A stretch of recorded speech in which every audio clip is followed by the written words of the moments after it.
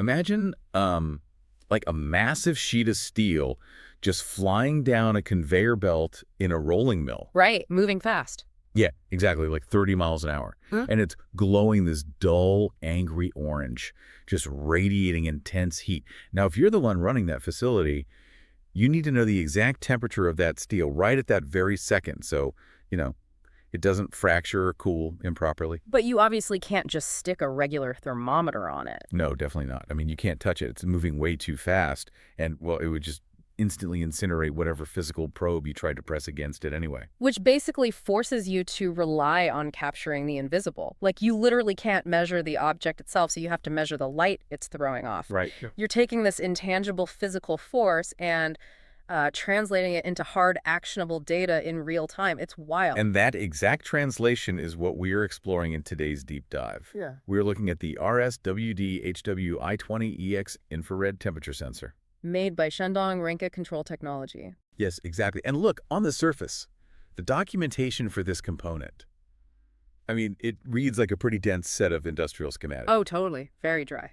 Right. But if you look closer, it's actually this fascinating blueprint for, like, a hidden superpower. Mhm. Because whether you are automating a massive factory line or dealing with hard-to-reach machinery, or, honestly, if you just want to understand how the physical world actually communicates with the digital one, you have to understand how a device like this works. Yeah, we totally take it for granted. You look at a control room monitor and it just says, furnaces at 500 degrees. Exactly. And today you're going to see the actual mechanics of how that invisible heat leaps through the air and turns into that number on the screen.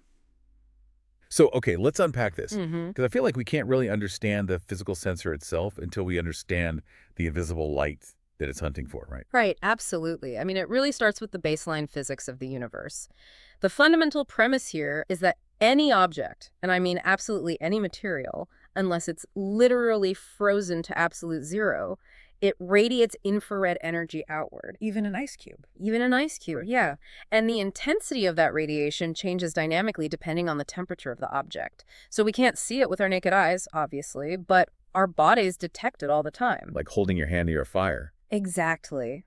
When you hold your hand a few inches away from a hot stove, that invisible heat you feel hitting your skin, that's infrared radiation. Literally everything is glowing in the infrared spectrum. It's really just a matter of whether you have the eyes to see it. And this sensor is that eye. Now, the documentation points out that standard infrared thermometers, they might use a pretty broad detection range, right?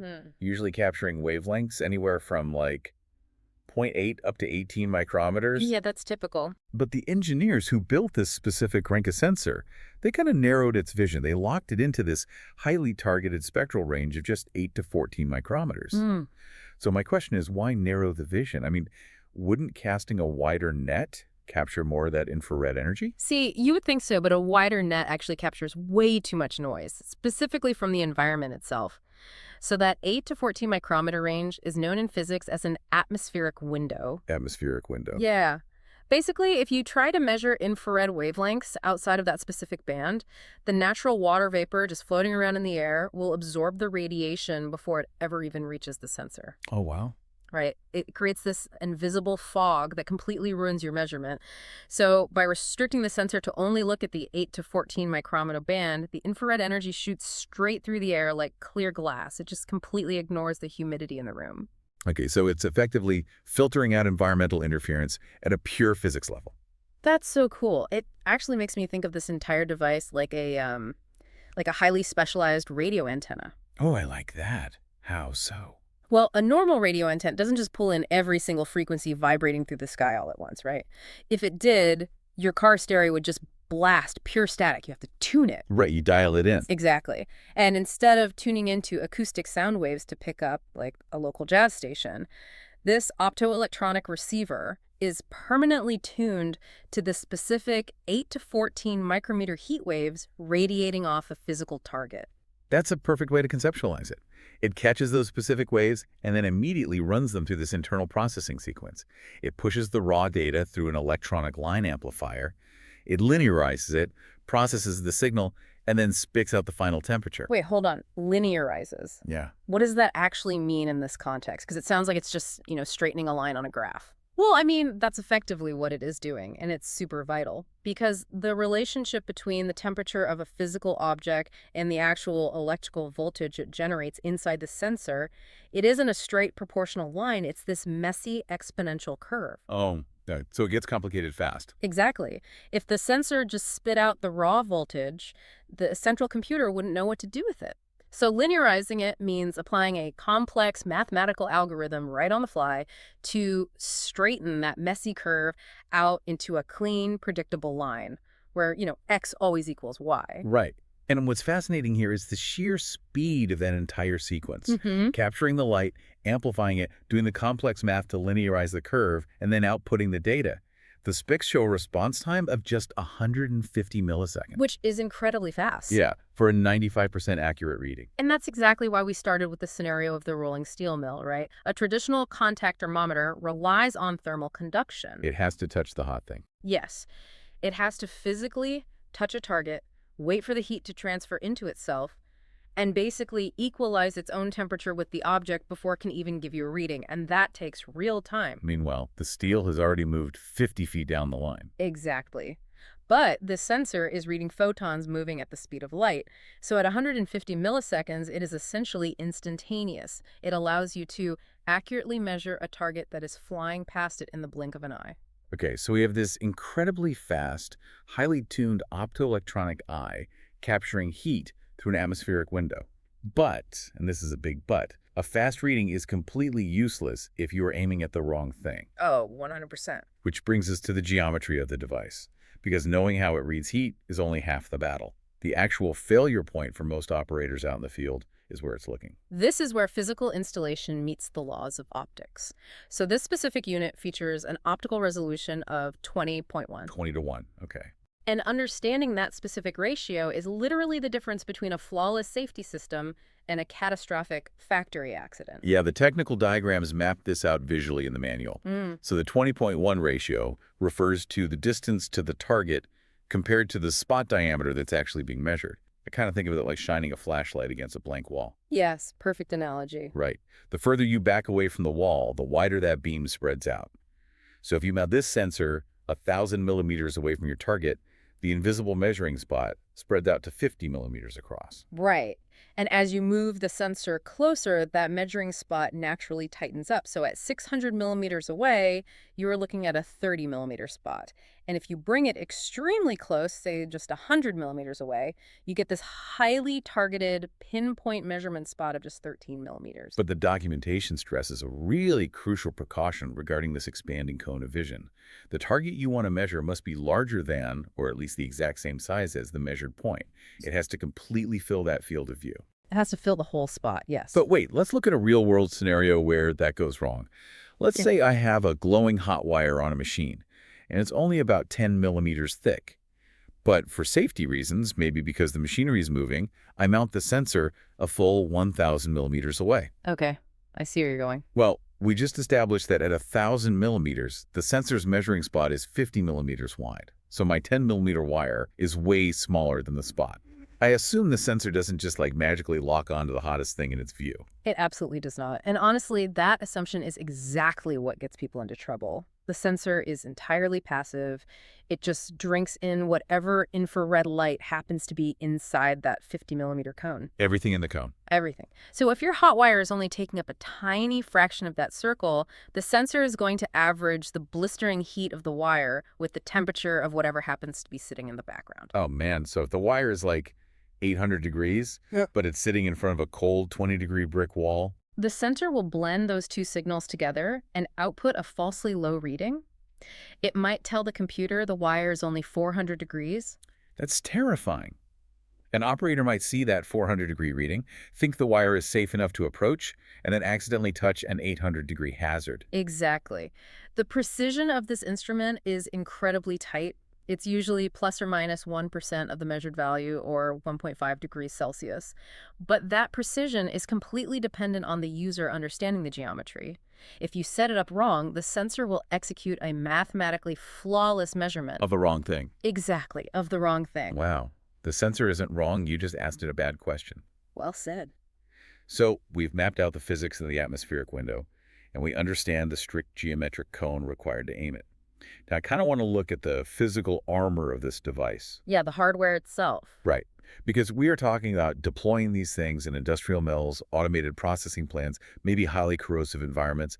How does a delicate optical instrument actually survive out there? Well, it's encased in a heavily machined, integrated stainless steel housing. And it's surprisingly compact. It measures just 113 millimeters in length and 18 millimeters in diameter. Which is tiny. It is. The design priority here was clearly ease of integration into tight machinery spaces. And it even has standard M18x1 threads carved right into the metal body, taking up about 50 millimeters of its length, complete with fixing nuts. So you can literally thread it directly into a tapped hole on a machine block. Or, given how critical we just realized the aiming geometry is, you can use an adjustable mounting bracket to really fine-tune the angle and keep that light path totally unobstructed. Right. And what's interesting about the internal electronics is how little power they actually require to perform all that complex linearization and amplification we talked about. It runs on a standard 10 to 24 volt DC power supply, drawing a maximum of just 1.2 watts. Highly efficient. Super efficient. But there's a design paradox here that I just find fascinating. The manual states this device can be configured to measure target temperatures all the way up to 1,000 degrees Celsius. But the physical tube itself, the actual transmitter circuit, sitting inside the stainless steel, it can only survive in an ambient environment up to 60 degrees Celsius. It seems totally contradictory at first glance, doesn't it? You have this eye that can stare directly into a blast furnace, but the eye itself will burn up if the room gets warmer than a hot summer day. It reminds me of like a deep-sea diving bell or maybe a reverse spacesuit. You have this viewport that is designed to withstand the incredibly hostile, extreme environment outside. It looks right directly into the hazard. Right. But the internal cabin behind that glass, it still has to be perfectly climate controlled and protected to keep the fragile electronics alive. That's a great way to think about it. And that's just the reality of industrial design. You are trying to separate the observer from the hazard, but you still have to protect the observer from the collateral environment around it. And, ambient temperature is far from the only hazard out there. Oh, for sure. The engineering specs explicitly warn about electromagnetic interference. If you take this highly sensitive electronic brain and mount it right next to a pulsating electromagnetic field, like a heavy-duty industrial motor or a high-voltage power cable. It scrambles it. Yeah, that invisible magnetic field will bleed right into the sensor and completely scramble the internal data. Which is exactly why the manuals suggest adding a metal bushing to shield it if you absolutely have to mount it near heavy equipment. Exactly. And then there are the physical hazards to the optics themselves, because the physics of infrared radiation demand a perfectly clear line of sight. Right. No dust. Right.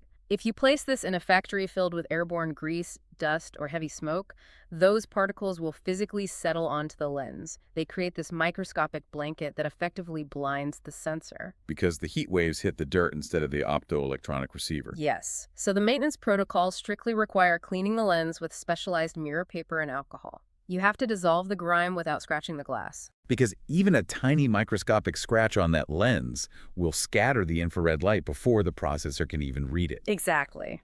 It is wild how fragile the input method is, considering how tough that stainless steel exterior looks. Okay, so let's assume we have our installation perfect. The sensor is mounted securely with its M18 threads. It's safe from the 1,000-degree heat it is measuring. It's shielded from electromagnetic motors, and the lens is sparkling clean. Perfect setup. It has captured the 8 to 14 micrometer light and linearized the curve. How does it actually communicate that 1,000-degree reading to a human being, or more likely, to a central computer system? Well, this is where we cross from the physics of light back into standard industrial electrical engineering.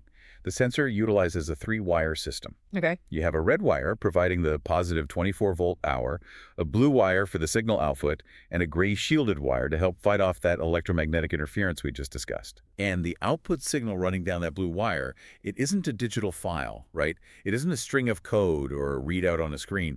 It is simply a fluctuating analog electrical current, specifically ranging from 4 to 20 milliamps. Right. It is a completely analog language. And the technical documentation provides the specific mathematical formula required to translate that raw current back into a readable temperature. Let's walk through this. because I want to look at a sensor that has been configured for the maximum 0 to 1,000 degrees Celsius range. I love walking through this math because it really demystifies how machines talk to each other. It's actually pretty elegant. Yeah. I've always thought of the 4 to 20 milliamp scale like a currency exchange rate with a built-in service fee. The service fee, I like that. Yeah, so the first 4 milliamps, that's your baseline fee. It's a flat rate just to keep the device powered and communicating. You get exactly 0 degrees for that first 4 milliamps. Right. In control systems engineering, that baseline is called a live zero. A live zero. Okay, so if 4 milliamps is the floor and 20 milliamps is the ceiling, your total usable span is 16 active milliamps. Correct. And that 16 milliamp span has to represent the entire 1,000 degree temperature range. So if you divide 1,000 degrees by 16 milliamps, you get exactly 62.5. That means every single milliamp on top of your 4 milliamp baseline buys you exactly 62.5 degrees of temperature. Let's apply that formula to a real reading, just to make it concrete. Let's say you put a multimeter on the blue wire and the electrical output is reading exactly 12 milliamp. Okay, doing the mental math here. First, you pay your flat fee. So you subtract the 4 milliamp baseline from the 12, leaving you with 8 active milliamps. Right. Then you multiply those 8 active milliamps by our exchange rate of 62.5 degrees. 8 times 62.5 equals exactly 500. So an analog 12 milliamp signal means the target is exactly 500 degrees Celsius. It's so clean. It is a highly reliable system. But, this raises an important engineering question.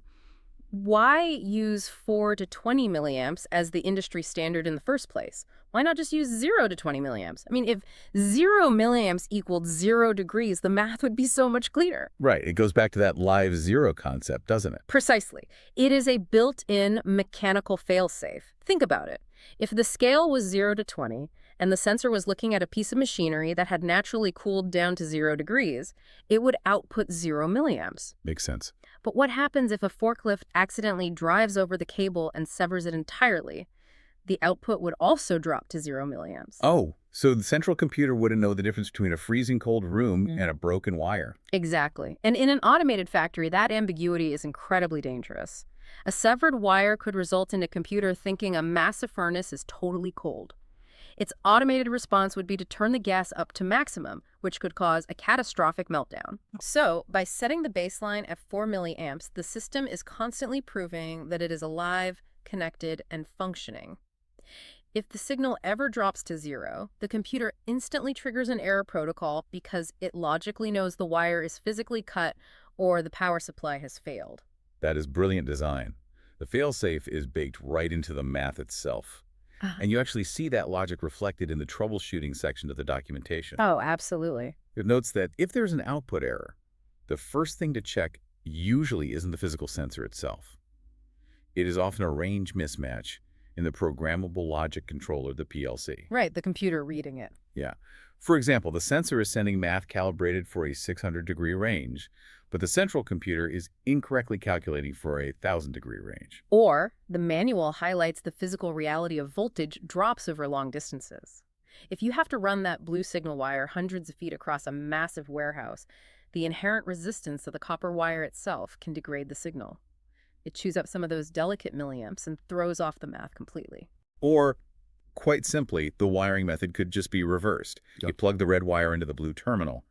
Sometimes human error is the strongest force in the factory, right? And it usually is. So what does this all actually mean? We have taken an incredible journey through the hidden mechanics of industrial engineering today.